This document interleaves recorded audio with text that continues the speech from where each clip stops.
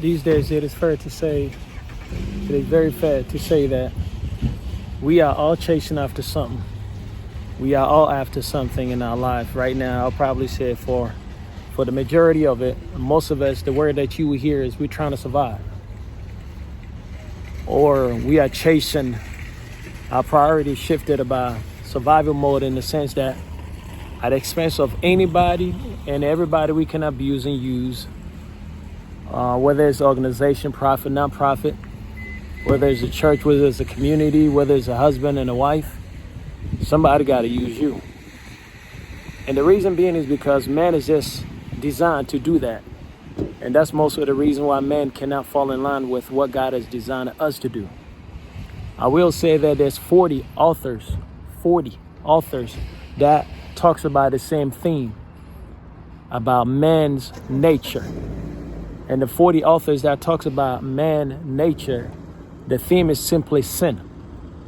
That how man has fallen short of God's standard, God's way of doing things, God's glory, and will continue to fall until the perfect comes, until Christ comes. Granted, I've been fortunate to have companies to invest in me, classes like Coaching and Leadership Essential. I got a certification in that. Frontline Leadership, that's a 2 weeks kind of training. I got a certification for that. Six Sigma. These days, anything you can get certification for. Shoot, I got a certification for Christianity. Like I say, you can get a certification for anything, as long as I act like, as long as somebody can use and abuse the gift that I have and call it, hey, you're doing it for the Lord. But one thing I've learned is the fact that everything that man is, I embody that. Man is a sinner. We choose ourselves before the next person, because Christ says, make the other person greater than yourself. Man can meet that. God said, love your enemy. Man can meet that. The reason why God said love your enemy is simple because that's what he is. But loving an enemy is impossible. The only way it's probable is simple.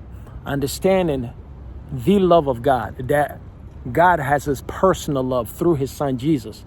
That when we take on Jesus, when Jesus come and dwell in us, we inherit that love, personal love God has for Jesus. That's what we inherit. And then as a result to that, God is asking us to love other people with a love called impersonal love. I'm not the one that I will agree. I don't even understand what unconditional love is. I don't know what that means, how it relates to men.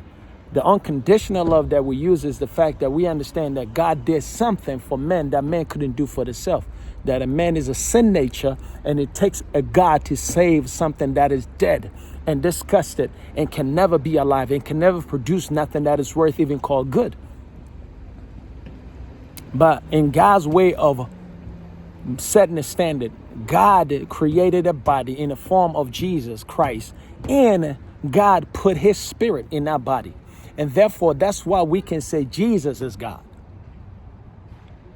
Because God is not a man. The Bible says God is obviously not a man. So why is it God in a form of Jesus, or why is it in the form we call Jesus God? It's very simple. God needed to save man, knowing that man is no good, disgusted, cannot do nothing for themselves. That the fact that my job is to make sure that I abuse you with the gift that you have. I need to use your gift for mine. Granted, companies give us money or compensation for our time. You give the company time, your time, that is valuable. They will give you money. And guess what has that correspond or goes hand in hand, is parallel to each other? Time and money. If somebody loves you, they give you their time and money. My wife will not stay with me if I'm not working. Why? Because it's a requirement that I work. My wife would not stay with me also if I can't meet the covenant of filling her with her love. Now, she can complain all she wants. The truth of the matter is she realizes she's loved. Because if she's not loved, believe me, she's a free moral agent to be able to do whatever she wants, including leaving the marriage. Most people are not bold enough to say that, because most people, we don't realize that our weaknesses, God is going to use our weaknesses for his strength. And because I realize I'm a weak man and I'm no good discussing, there is nothing that you're going to tell me that I don't already know by myself that I'm no good. I am no good. Ask my wife, she tell you that I'm no good. But my point is this. If Jesus said no one is good but God, then therefore men need to understand it. There is nothing good you're going to get from Brother Eric. Not even including these words that you are hearing. I can only give you this because I acknowledge that I'm a weak vessel and I need grace. And that grace is Jesus. So right now, if you have not made the decision and say, Lord, I need you into my heart, this is for the sinner. This message is here for the sinner. And also for the one who needs to rebound. If you've lived your way, your life anyhow you want, life is tough. Believe me, I deal with it every day. Life is challenging. Everybody's going through things. People are dealing with those who have died in their life, those who can't make ends meet, those who can't have babies, those who are sick in the hospital, need some healing. Where's God in this? God is still here. He's in us. He never left us. But I get to go hard in the pain. So 2024, I refuse to entertain my feelings, and I'm definitely not going to entertain your feelings. Granted, I will love you, though. I will love you just as much as I tell myself the truth that I am no good discusser. Matter of fact, I need so much, God, you don't even understand. I will not trade the gospel of Jesus Christ. Not for a job. Not for the fact that I got a roof on my head. I will not trade it because what else do we got? So my point is this. Look, this is the believer side. A believer, listen. You can't go to somebody cold turkey and tell them, hey, Jesus loves you. Feelings does not fix the facts. Jesus didn't say that, hey, go tell a person Jesus loves them and not meet their needs. But you know how many people in our churches right now that are in the need of just paying their rent? Or somebody in the company, in that fold to be able to say, hey, I'll help you with your resume. Or matter of fact, I will show you how to take a good, interview. But granted, even if you do all that for a man still won't be satisfied. You know why? Because they're going to remember the time that you weren't able to come through. And they will say, hey, you never did anything for me. So yes, I'll be the one to say it. I'm going to keep serving you. I'm going to keep serving you with this gift. This gift, the fact that, look, I may be doing it for you. I may be able to do it for you. You probably won't be able to do it for me. But my point is this. My doing is not predicated upon you doing it for me. It's merely because it's a God thing. God is asking us to do it. So walk in love. Walk in the love of God. Walk in faith. Faith is not a feeling. Faith is not hope. Faith says this is impossible. That's when God is possible.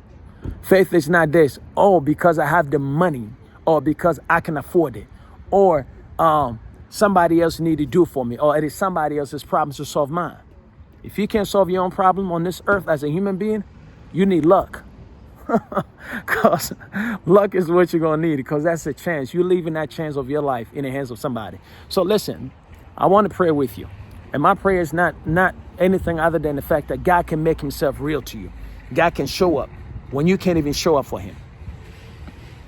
So, Father, I'm going to continue to sin against you, but I acknowledge my sin. That I need you more than I need my life, myself, my wife.